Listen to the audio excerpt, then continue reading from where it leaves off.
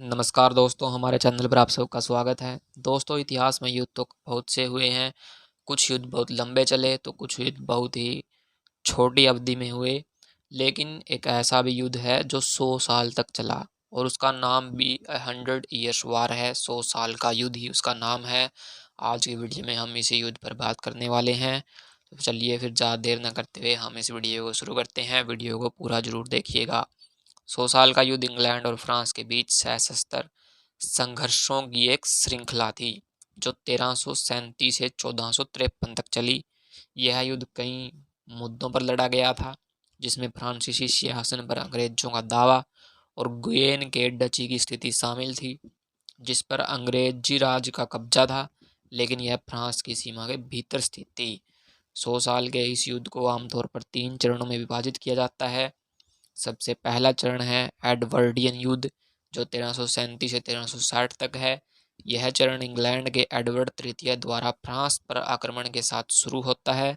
अंग्रेजों ने कई निर्णायक जीतें हासिल की, जिनमें क्रेसी की लड़ाई और पोइटियर्स की लड़ाई शामिल है। 1360 में बेटेगेनगी की संधि पर हस्ताक्षर किए गए, जिसमें इंग्लैंड को फ्रांस के बड़े हिस्से पर नियंत्रण मिल गया। दूसरा चरण कैरोलिन युद्ध है, जो 1369 से 1389 तक चलता है। यह चरण तब शुरू हुआ जब फ्रांसीसी राजा चार्ल्स पंचम ने ब्रेटेगेनगी की संधि को त्याग दिया और युद्ध फिर से शुरू हुआ। फ्रांसीसियों ने कई जीतें हासिल की और चरण के अंत तक अंग्रेजों ने फ्रांस में अपनी अधिकांश संपत्ति खो दी। अब आता है तीसरा चरण, लंकास्ट्रियन युद्ध। यह चरण 1415 में इंग्लैंड के हेनरी वी द्वारा फ्रांस पर आक्रमण के साथ शुरू हुआ। अंग्रेजों ने एग्नीकोर्ट की लड़ाई सहित कई महत्वपूर्ण जीत हासिल की।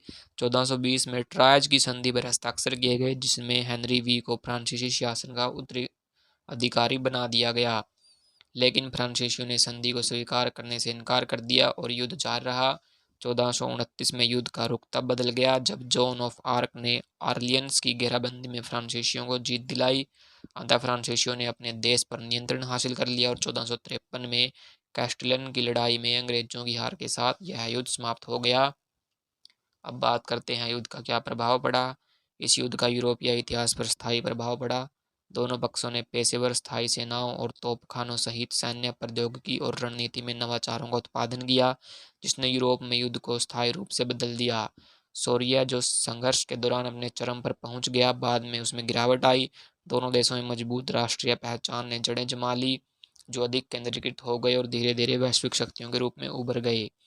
यह 100 साल का युद्ध एक जटिल और आकर्षक संघर्ष था। यह महान परिवर्तन और उथल पुथल का समय था और इसका यूरोपीय इतिहास के पाठ्यक्रम पर स्थायी प्रभाव पड़ा है। दोस्तों, तो आपको यह जानकारी कैसी लगी, हमें कमेंट करके जरूर बताएं। मिलते हैं अगले वीडियो में। जय हिंद, जय भारत।